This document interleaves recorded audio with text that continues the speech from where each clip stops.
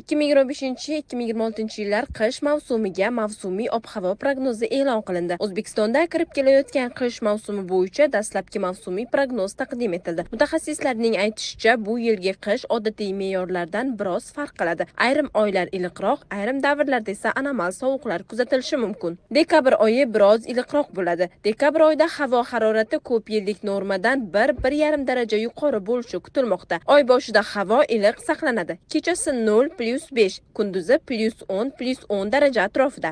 Oyning ikkinchi yarmida harorat keskin o'zgarib turadi. Kechasi +2-+7 darajadan 0-5 darajagacha pasayishi, kunduzi esa +12-+17 darajadan +2-+7 daraja oralig'ida bo'lishi mumkin. Yog'ingarchilik miqdori norma atrofida yoki undan kam bo'ladi. Yanvar oyi ayrim hududlarda ancha sovuq. Yanvar oyi umumiy hisobda me'yorlarga yaqin bo'lsa-da, ba'zi hududlarda ancha sovuq bo'lishi prognoz qilingan. Oy boshida harorat keskin o'zgaradi. Kechasi +3-+8 darajadan -3-8 darajagacha, kunduzi +10-+15 darajadan -2-+3 darajagacha. 3-10 kunlikda esa anomal sovuqlar kutilmoqda. Ko'pchilik hududlarda kechasi -12-17 daraja, kunduzi -5-10 daraja. Nukus va Urganch tomonda sovuq, kechalar -20-25 darajagacha tushishi mumkin. Fevral oyi normaga yaqin, lekin boshlanishi sovuq. Fevral oyi ko'p yillik me'yorlarga yaqin bo'ladi. Oy boshida sovuq davom etadi. Kechasi -5-10 daraja, kunduzi -3-+2 daraja atrofida bo'ladi. Ikkinchi va 3-10 kunliklarda esa havo sezilarli iliqlashadi. Kechasi -2-7 darajadan +3-+8 darajagacha, kunduzi 0-5 darajadan +10-+15